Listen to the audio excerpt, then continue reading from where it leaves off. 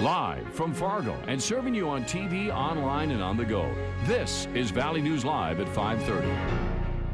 We begin tonight with breaking news. West Fargo police are searching for a possible suspect after a robbery was reported this afternoon. Good evening and thank you for joining us. Valley News Team's Cornelius Hocker is live in West Fargo with the latest on this. Cornelius? Good evening, Andrea. We have brand new details about the robbery that took place outside of Casey's General Store just after 3 p.m. this afternoon. Now, we're told that the victim was a man, and here's exactly what happened. After he left the store, he was approached by a woman, and she asked him to use his cell phone. He gave her his cell phone, and then a man came up and asked him for change for $50. He didn't have any money for change, and that's whenever the man demanded the woman get in his vehicle. Now, the victim tells the police that he saw the man and he had a gun. And right now they're looking for 2 suspects. We have pictures of them heading back to the station, and we're going to get that information up for you on our Facebook page. And their vehicle description is a red pickup truck. Now, to date, and right now, that is the most recent information we have for you from West Fargo Police. But if they release anything else to us, we'll be first to let you on air and online. Andrea? All right, thank you, Cornelius. The Minnesota DNR says it has completed an investigation into alleged deer herding on land near Barnesville, owned by Minnesota dentist Walter Palmer, and says no charges will be filed.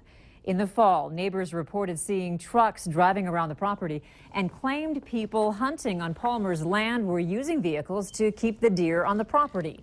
The DNR says after months of investigating and consulting with the Clay County attorney, there's not enough evidence to file charges.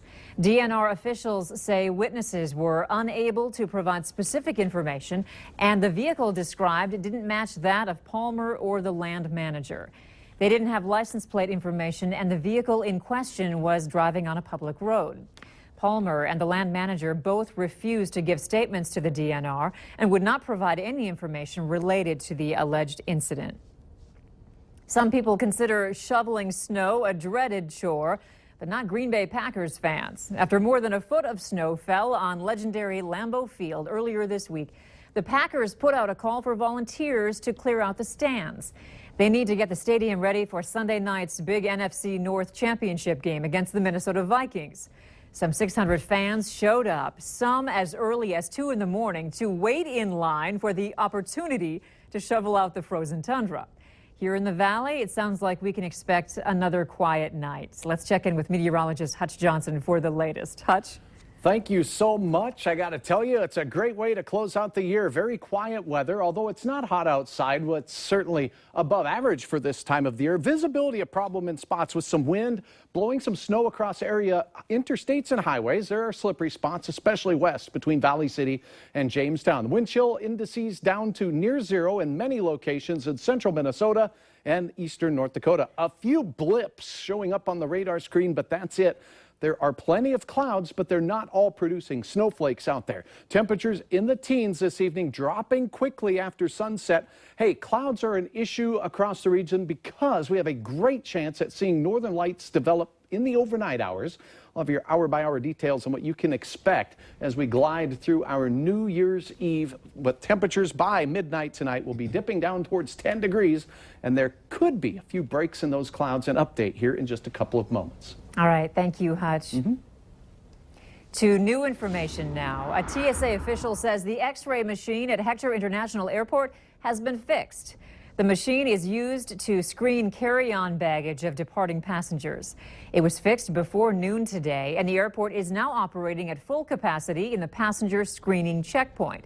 However, the official says that due to an increase in traffic over the holidays, passengers should still plan to arrive 90 minutes early to catch their flights.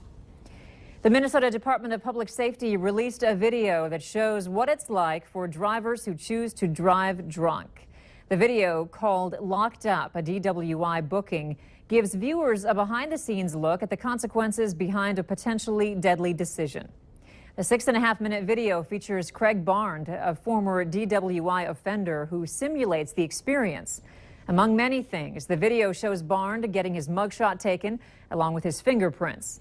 According to the Minnesota Department of Public Safety, 88 people were killed in drunk driving-related crashes in 2014. If you would like to watch the full video, we have a link to it at valleynewslive.com. Just click on the hot button. After years of controversy, the biggest story out of the University of North Dakota this year was the choice of its new nickname, Fighting Hawks.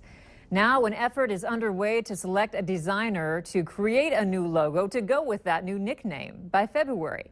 Valley News Team's Neil Carlson shows us what's happening. UND is rolling toward having a new Fighting Hawks logo designer in place by the first part of February. Proposals have been sent out to nearly 300 professional designers. These are some tongue-in-cheek designs put online by FargoMonthly.com. However, the process does allow anyone to submit their design for a new Fighting Hawks logo. Here's a serious effort posted to the Valley News Live Facebook page. One reason we've invited the participation of professional designers is to ensure that we have an image that's usable across a broad variety of formats. This is more than a picture.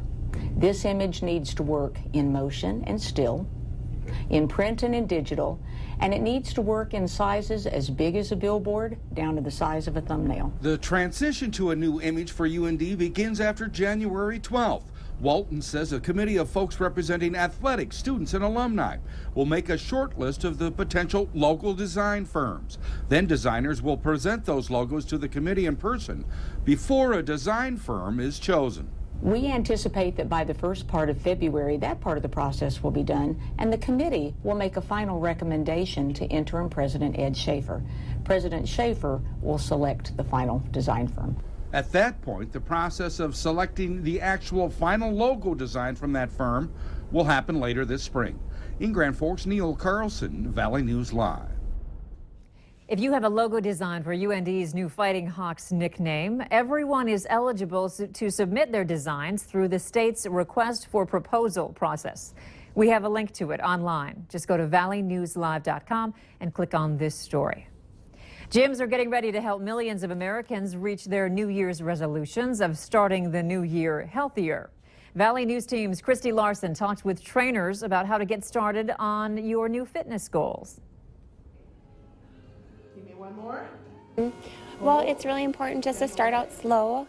You know, change your eating habits first of all. Clear out the cupboards of the unhealthy food, the stuff that you know that if it's in your cupboard, you're going to go for it. Get to the gym, start out slow, start on a bike, start on the elliptical. Something that you enjoy doing, but that also has a variety of levels that you can start out slow and at a base level with. And from there, build. Find a class to do. Come to the gym, try something that works for you. Don't give up, keep coming back. I usually encourage people, if they try a class, try it at least 3 times to see if it's right for you. So try a variety of classes. You're doing your own individual workout, you're listening to the instructor, you're motivated by the instructor. The instructor is teaching safe moves and leading you all the way through from start to finish. And then the next step would maybe be to find a personal trainer and have a session with a trainer, and that way they can help you really nail down those goals. The YMCA is holding a number of classes tomorrow to help people kick off their New Year's resolutions. They also will not be charging a sign-up fee in January for new members. You might say it takes a village to make sure people are cared for in our communities. Nearly 15,000 people visited Santa Village at Rowe Farm in Fargo over a 26-day period between November and December. And during that time, those visitors gave over $3,100 in cash donations, more than 8,200 pounds of non-perishable food items, and over 1,200 new and gently used toys. All of those gifts were given to families in Cass and Clay counties. Santa Village also delivered over 4,000 letters to Macy's, which in turn donated $1 per letter to the Make-A-Wish Foundation, North Dakota. It's hardly the famed, romantic, and highly photographed rink at New York's Rockefeller Center, but in Fargo, it's as good as it gets. We have our own downtown rink at Broadway and Main Avenue. This little bit of ice heaven and history is the brainchild of the Downtown Community Partnership and government and business leaders. They worked together to raise $20,000 to pay for it. The Park District is operating it and its warming house. Unlike the Rockefeller rink, there's no charge for skating here or at any of the Fargo rinks.